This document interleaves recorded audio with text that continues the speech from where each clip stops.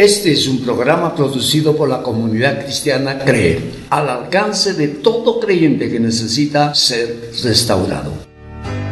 ¿Qué tal, mis amados hermanos? Una nueva reunión para la gloria de Dios, una nueva reunión para lograr los objetivos que nos hemos propuesto. Los objetivos que nos hemos propuesto es que tenemos que hacer realidad lo que Dios quiere. Él ha decidido, nos ha predestinado para ser hechos imagen y semejanza de Jesús.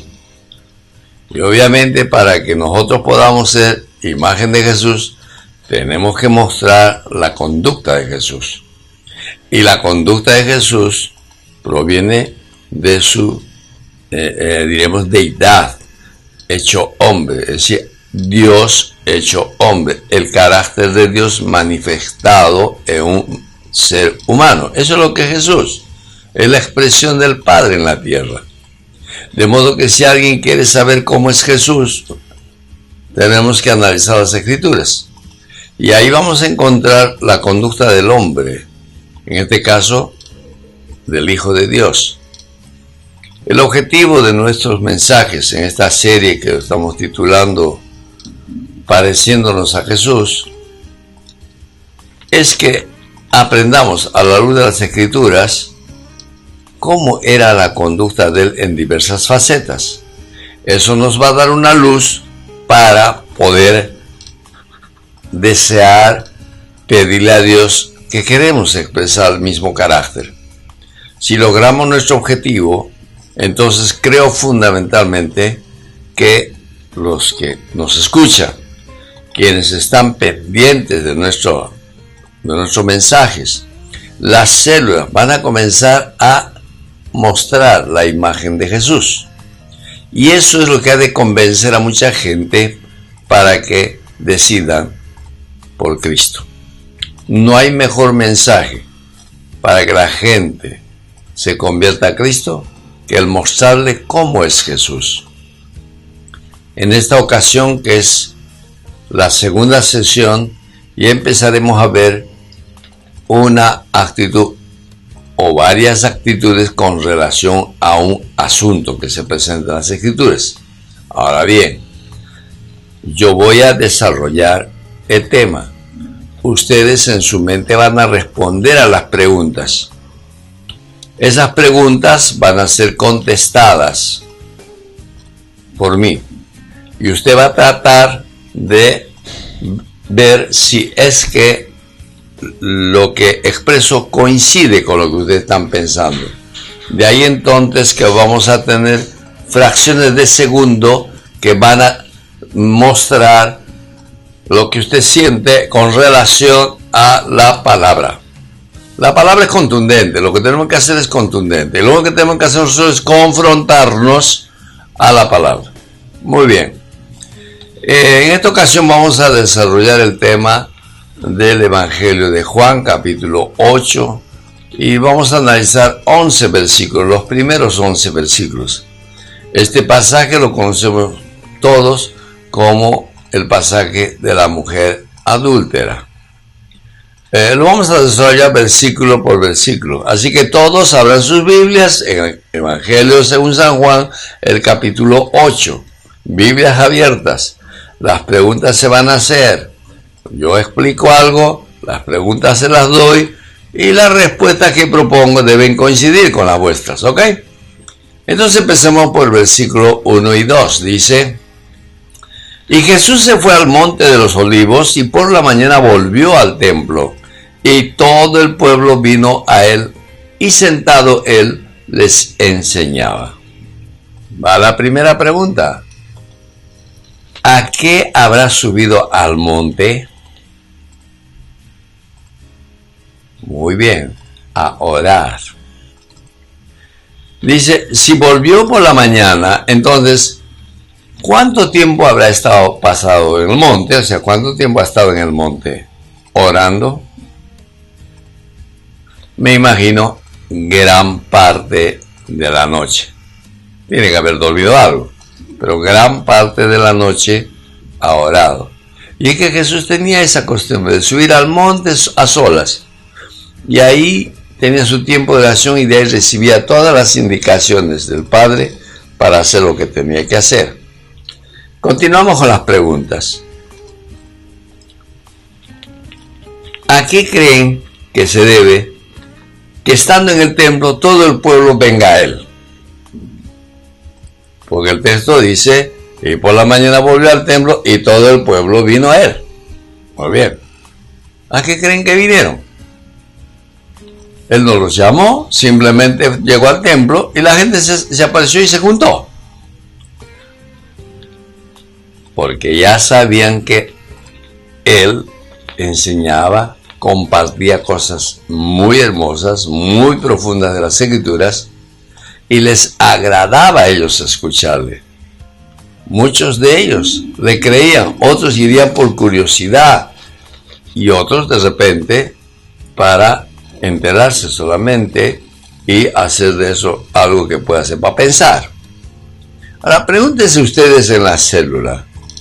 Si la célula presenta un mensaje, comparte, comenta cosas de modo que le interese a las personas, le agrade, tenga una respuesta a su necesidad, ¿no creen ustedes que no van a ver la hora de que llegue la hora de la reunión para estar presentes?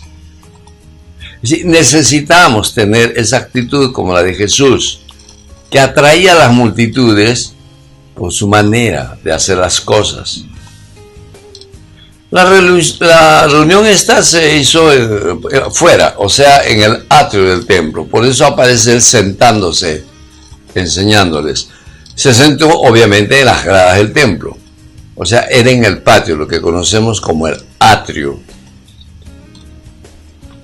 Verso 3 al 5 dice: entonces los escribas y los fariseos le trajeron una mujer sorprendida en adulterio, y poniéndola en medio, le dijeron: Maestro, esta mujer ha sido sorprendida en el acto mismo de adulterio, y en la ley nos mandó Moisés apedrear a tales mujeres.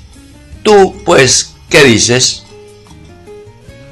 Los escribas se encargaban de interpretar las escrituras, se encargaban de investigar y además también de cuidar las escrituras. Era el trabajo de los escribas. En cambio, los fariseos eran una secta religiosa que exigían el cumplimiento estricto de la ley de Moisés. Estos dos no se llevaban bien, al igual que con los saduceos, pero dada esta circunstancia los vemos juntos. Y juntos vienen ante Jesús. Muy bien. Dice que los escribas y fariseos trajeron a una mujer sorprendida en adulterio. ¿Cómo tienen ellos en mente presentar la situación? ¿O cómo entenderíamos nosotros en el acto mismo del adulterio? Lo que yo puedo decir es que les sorprendieron a la mujer acostada con un hombre en una cama. Acostada.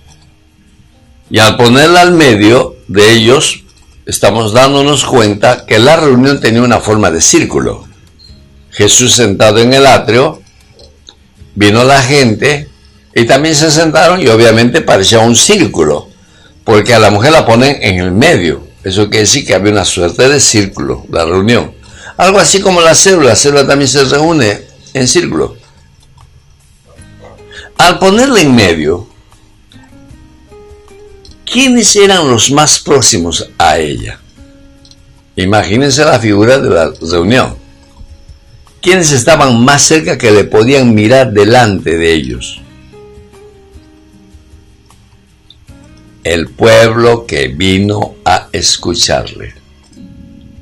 Obviamente era una circunstancia aparente para hacerle quedar mal a Jesús si no cumple la ley. O sea, los escribas y los fariseos planificaron bien cómo hacerle quedar mal a Jesús, cómo hacer que él se confronte ante una demanda con preguntas raras ahí, a ver de qué manera contesta. ¿Se da cuenta? Siempre vamos a tener actitudes de ese tipo. Personas afuera que nos hacen preguntas raras tal vez porque saben un poco más de las Escrituras, o de repente tienen una idea más profunda del asunto y tratan de demostrarte que estás equivocado. Bueno, una de las razones para las cuales yo, desde que me convertí, me puse a estudiar las Escrituras y me inscribí en una serie de cursos de la iglesia, era porque unos testigos de Jehová me dejaron mal parado. No tenía forma de contestar porque ellos me atollaron con sus argumentos. Y en ese momento dije, no, yo voy a estudiar las Escrituras y no me voy a dejar coger por ellos. El asunto es que después de haber conocido más y tener ya dominio de Escrituras, no se aparecían testigos de Jehová para buscarme. Esa es la realidad que nosotros vivimos en este tiempo. Qué interesante ponerla en medio de la gente que estaba escuchando la enseñanza. Interrumpieron la enseñanza. Pusieron a la mujer en medio. Ya me imagino todo ese pueblo sentado alrededor de ella, cómo se vieron. Y el término sorprendida en el acto implicaba que la tuvieron, estos fariseos y escribas, la estuvieron siguiendo. Sabían que esta mujer se iba a encontrar con un hombre. Sabían que iba a adulterar. La han seguido, la han visto entrar a un local, esperaron un corto tiempo, más o menos calculando que ya estén acostados, y yo me imagino que violentamente irrumpieron en el lugar y la sacaron. Ahora la pregunta a ustedes es, ¿cómo sería el estado o presentación física de la mujer en ese momento? Oh, claro, probablemente envuelta en una sábana. Porque no creo que si la sorprenden en el acto del adulterio va a decir, espérense un momentito, me voy a vestir. No, ellas las agarraron, inmediatamente la encontraron y la mujer tuvo que envolverse en la sábana y la trajeron así. La pregunta ahora, ¿y por qué no le trajeron al hombre también? Cuando estaban en el acto del adulterio. Obviamente la ley aclara más sobre el aspecto de la mujer y no tanto del hombre. ¿Por qué no lo trajeron al hombre? Porque eran hipócritas. Estaban llenos de orgullo, de machismo. En ese tiempo había violencia contra la mujer. O sea, las cosas no han cambiado mucho ahora. No han cambiado mucho. Yo puedo decir que muchos fariseos y muchos escribas serían periodistas que denigran a la mujer y muestran cosas que la gente no está obligada a escucharla. La ley de Moisés era clara al respecto. Pregunta, ¿qué habría después? ¿O qué es lo que trataban ellos con esa pregunta? ¿Qué había detrás de esa pregunta? Demostrar a la gente. Si no aprueba la ejecución de apedrearla, Jesús no estaba cumpliendo la ley. Y si Jesús ordenaba que la ejecuten de acuerdo a la ley, sería contrario a su mensaje de misericordia y perdón. Así que por ambos lados ellos iban a sacar un beneficio, hacerle quedar mal. ¿Se dan cuenta? Qué interesante la estrategia de estos religiosos tratando de destruir el ministerio que está desarrollando del amor de Dios por la humanidad. Bien serio. Ahora, el verso 6 dice, mas esto decían tentándole para poder acusarle. Pero Jesús, inclinado hacia el suelo, escribía en tierra con el dedo. ¿Qué estaban haciendo los escribas y fariseos? Estaban siendo usados por Satanás y tentarlo por medio de ellos. Satanás se estaba moviendo ahí y estaba usando a estos religiosos para destruir el ministerio de Jesús. Mucho cuidado, hermanos, porque en este tiempo Satanás puede puede usar a muchas personas para contradecir lo que ustedes están diciendo o haciendo. Puede usar ateos, puede usar gente que está alejada del evangelio, enojados con iglesias, puede de repente usar a gente hechicera, en fin. ¿Cuánta gente manejada por Satanás podría acercarse a ustedes con preguntas capciosas, con intenciones ocultas? Le pregunto, ¿cuál era el objetivo de su treta de estos religiosos? El objetivo era acusarlos ante Sanedrín, que Jesús sea acusado ante el Sanedrín, que era una suerte de junta de ancianos para aplicar sanciones.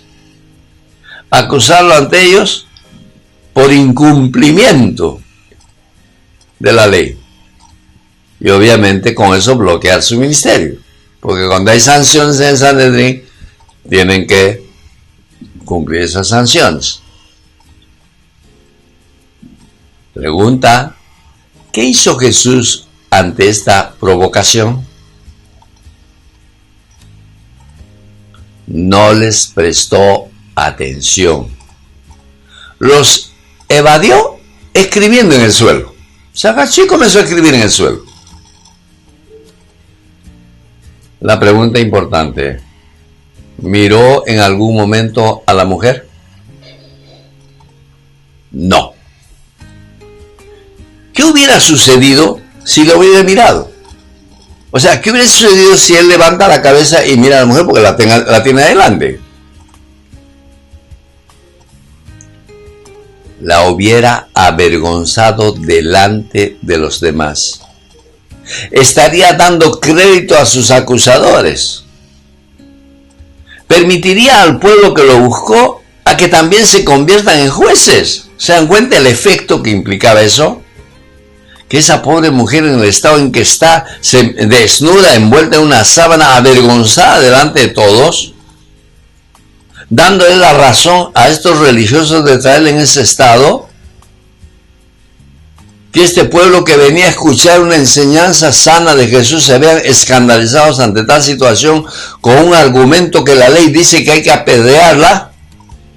Estaban conmovidos. Todo eso hubiera sucedido si él la hubiera mirado a la mujer.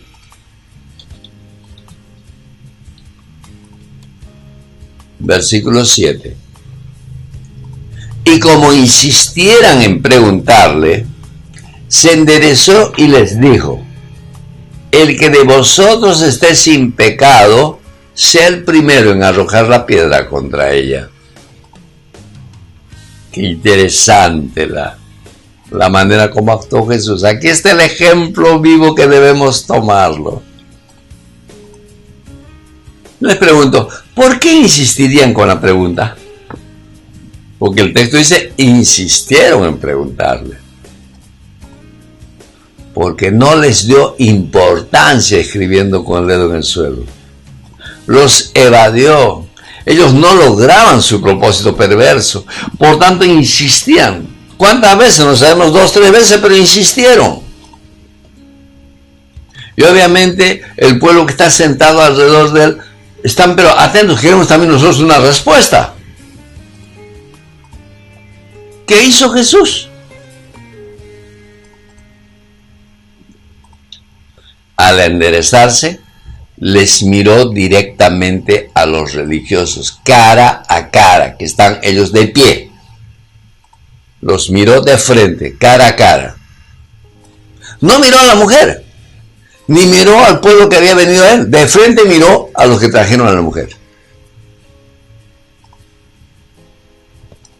¿Cuál fue la respuesta? Que la juzguen si ellos no cometieron el mismo pecado. Esa fue la respuesta. Júzguenla, pero júzguenla a los que no han cometido ese pecado. La pregunta, ¿desacató la ley de Moisés? No, por supuesto que no. Pero les retó a que demuestren que si ellos sí la cumplen. Los retó. Y lo hizo con tal autoridad de que sus conciencias fueron removidas. demuestren ustedes tirando la primera piedra de que ustedes están libres de pecado. Eso es la respuesta prácticamente. La pregunta es, ¿qué libertad les dio? La libertad que les dio fue que la juzgaran de acuerdo a la ley. Aunque él sí podía hacerlo porque él no tenía pecado. ¿Se dan cuenta? Él sí podía agarrar piedras, podía agarrar una volquetada de piedras él. Les dio la libertad de que juzguen. Pero él también tenía la libertad de juzgarla, pero no lo hizo.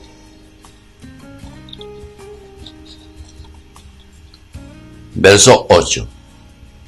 E inclinándose de nuevo hacia el suelo, siguió escribiendo en tierra.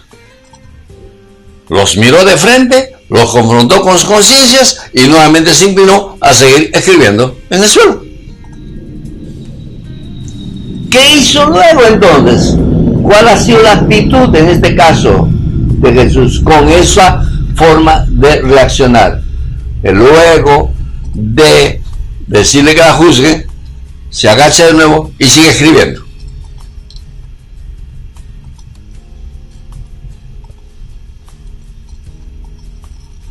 Volvió a mirar al suelo y los dejó solos, sin mirarlo. No miró a la mujer, no miró al pueblo que está alrededor y no miró a los religiosos. Porque sabía que al ser tocados por la conciencia de ellos serían demostrados que eran tan pecadores que no tenían ningún derecho de juzgar. Y eso habría causado también vergüenza. Ahora, no solo respeta a la mujer al no mirarle, sino respeta también al pueblo y aún a los religiosos.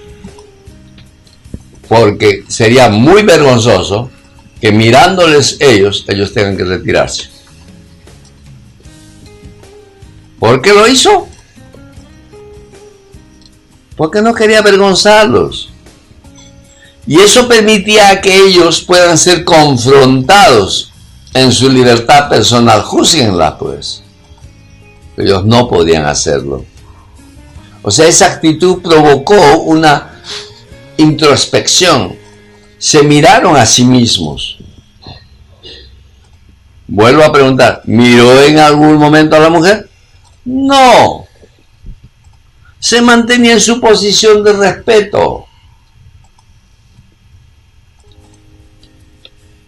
Verso 9. Pero ellos, al oír esto, acusados por su conciencia, salían uno a uno, comenzando desde los más viejos hasta los postreros, y quedó solo Jesús y la mujer que estaba en medio. Una pregunta. ¿Qué sucedió en los presentes? Cuando Jesús les habló, lo hizo con autoridad espiritual, porque él no tenía pecado, tenía autoridad. Y activó la conciencia de todos, incluido del pueblo que le había buscado a escuchar sus enseñanzas. Todos fueron confrontados con su conciencia, no solo los religiosos, no solo la gente de la turba que vino con los religiosos, sino también los que habían venido a escuchar su enseñanza. Otra pregunta, ¿qué produjo la conciencia de ellos? Les demostró que habían cometido el mismo pecado. Los más infractores eran los viejos. Y seguido por los jóvenes. O sea, todos habían adulterado. Todos habían pecado. Y no tenían condición para poder juzgar. ¿Cuál fue la reacción de ellos ante esta confrontación? ¿Cómo reaccionaron? Se fueron del lugar. Se fueron todos hasta quedarse solamente Jesús con la mujer. Eso es lo que sucedió. Esa fue la reacción. ¿A quién afectó la respuesta de Jesús? a todos, incluyendo a la mujer. Los religiosos y el pueblo fueron confrontados con su conciencia como pecadores al punto de no juzgarlos y se fueron.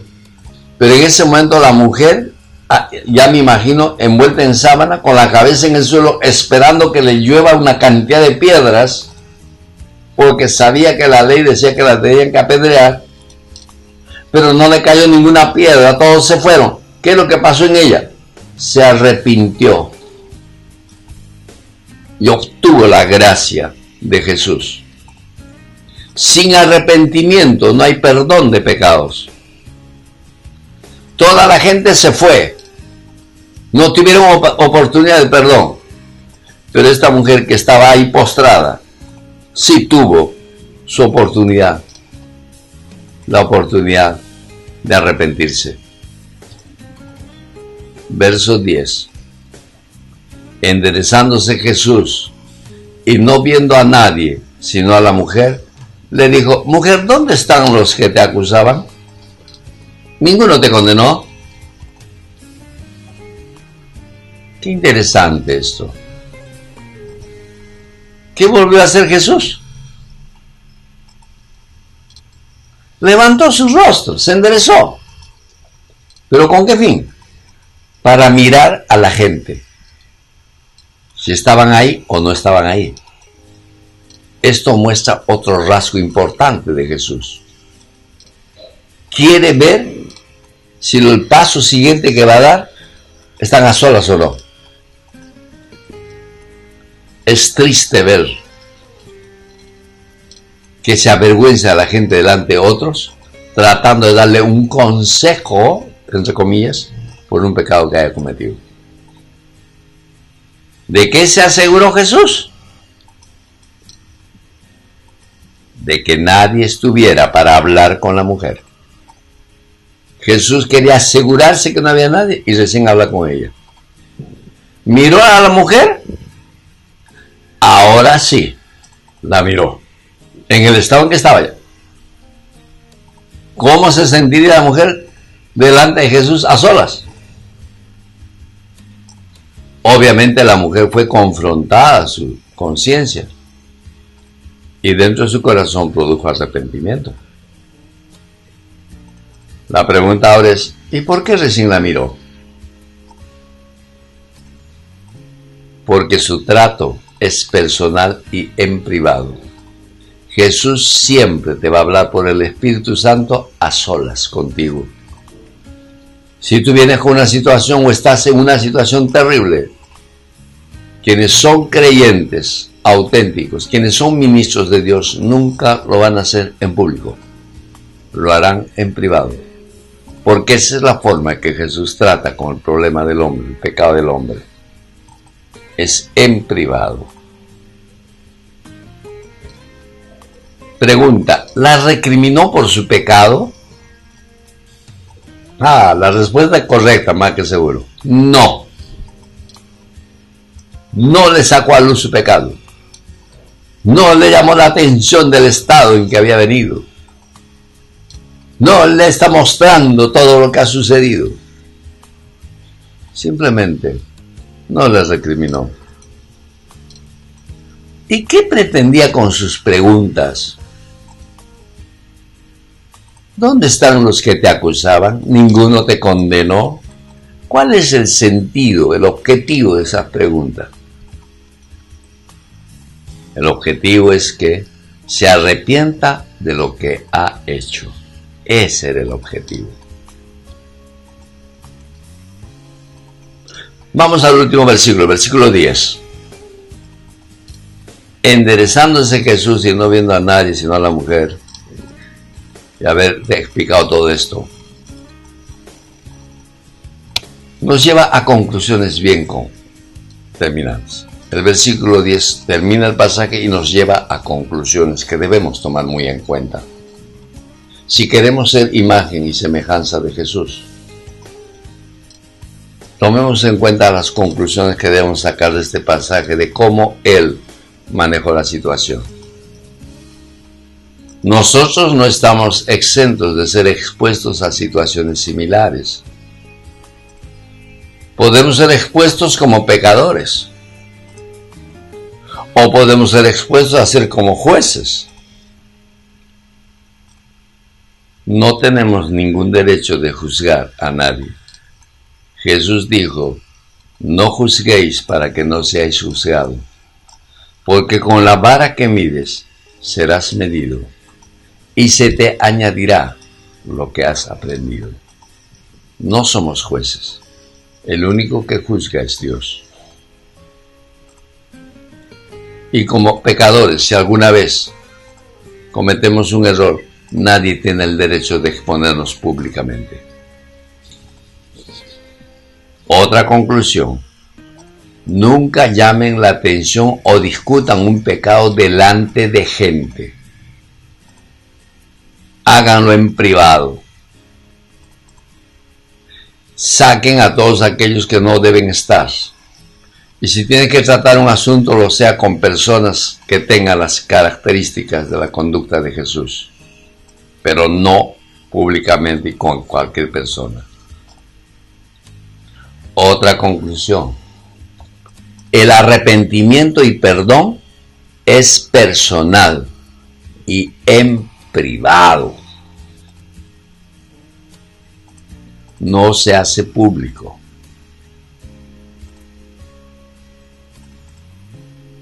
Tomen esta conclusión muy importante. Juzgarlos abiertamente endurece el corazón de las personas. O puede mostrar un falso arrepentimiento. O simplemente abandonan la reunión con su pecado y no pasó nada. Corremos ese riesgo cuando juzgamos abiertamente.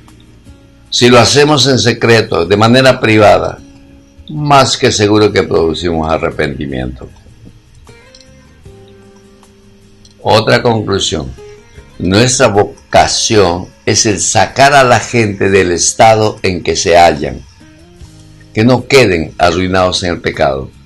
Nuestra vocación debe ser que cambien de actitud, pero para eso sigamos el ejemplo de Jesús. Toda esa fanfarria y todo ese momento tan difícil, había un solo objetivo, que esta mujer se arrepienta. Dejar que Dios confronte en su corazón para arrepentimiento. Cuando tú tocas un caso de estos, que alguien ha cometido un pecado, tu objetivo debe ser que el Espíritu Santo que está en ti comience a moverse frente a la persona en problemas. Y todo lo que hablas, hazlo en dependencia del Espíritu Santo para que sea Dios hablándole a solas en su corazón. Y si no lo vas a hacer personalmente y lo vas a hacer por teléfono, hazlo con esa misma actitud, porque Dios le va a hablar al corazón. Y es más que seguro que se va a arrepentir. Entonces tendrás oportunidad de orar por esta persona, llevar su carga para que supere su situación. Dice la Biblia que si confesamos nuestros pecados, Él es fiel y justo para perdonarnos y limpiarnos de toda maldad. Entonces, ayudarles a que reconozcan su pecado delante de Dios, no delante de nosotros. Es ante Dios, no ante el hombre. Debemos dejar que Dios confronte en su corazón para arrepentimiento. Ese es nuestro trabajo. Y por último, debemos apoyarlos en oración, para que Dios no solo les perdone, sino que los lleve a un cambio de actitud. Hacerse más amigo, estar más dispuesto para ayudarlos, para que en el futuro no vuelva a caer en lo mismo. Seguir apoyándolo en oración o darle enseñanzas, recomendarle algún libro de nuestra red que le va a ayudar a superar su problema. Hagamos esas cosas, hermanos, y yo les aseguro que con este aspecto que hemos analizado de Jesús, ustedes están siendo formados para poder mostrar ya ser imagen de Jesús. Espero que este análisis les pueda ya dar el primer paso, el inicio de imitar a Jesús. Voy a orar por todos ustedes. Gracias, Dios, por mostrarnos a las Escrituras cómo era tu Hijo como hombre. Ahora, nosotros somos gente, somos humanos, somos hombres y mujeres aquí en la tierra. Hemos sido predestinados a ser imágenes de Jesús. Te agradecemos por ello. Pero ahora yo oro porque mis hermanos, con esta enseñanza, ellos puedan ya empezar a comportarse como Jesús se comportó ante el pueblo. Que esta enseñanza proceses en sus corazones de modo que entre en un cambio en su esquema mental de cómo ver el pecado, a los pecadores y cómo llevarlos al arrepentimiento. Te pido, Dios, que lo hagas, porque te lo pido en el bendito nombre de Jesús. Hazlo, Señor. Será mi mayor satisfacción que puedan ayudar a muchas personas de esta manera. Te lo pido en el nombre de Jesús. Amén. Si tenemos alguna visita en la reunión, nosotros le damos la bienvenida y deseamos de todo corazón que esta enseñanza les muestre quién es el Jesús a quien nosotros amamos. ¿Quién es ese Jesús a quien nosotros hemos entregado nuestras vidas? ¿Quién es ese Jesús que ha entrado en nuestro corazón y podemos ser usados para ayudar a muchas personas? Deseamos de todo corazón que nuestras visitas ya puedan conocer más a Jesús y tengan la libertad de amar a este Jesús y decirle: Jesús, entra en mi corazón. Quiero también ser como tú. Si ese es tu deseo, el líder de la reunión te va a ayudar a consolidar y hacer que tú no tengas que ser expuesto como la mujer pecadora, sino al contrario, en la intimidad y en el amor que Él tiene, puedas reconocer que necesitas también el perdón de tus pecados. He orado también por ello, por tanto el líder y el grupo te ayudará también eso. Bien, hermanos, estoy muy complacido, gozoso dentro de mi corazón de haber compartido esta primera imagen acerca de Jesús, y prepárese porque la próxima semana tendremos otra que va a ser sumamente interesante, sumamente importante para nuestras vidas. Que Dios me lo bendiga durante toda esta semana. Que la paz de Dios, el amor de Jesús y el poder del Espíritu Santo me lo mantenga en victoria. Hasta la próxima, amados hermanos. Este ha sido una producción de la Comunidad Cristiana CREE.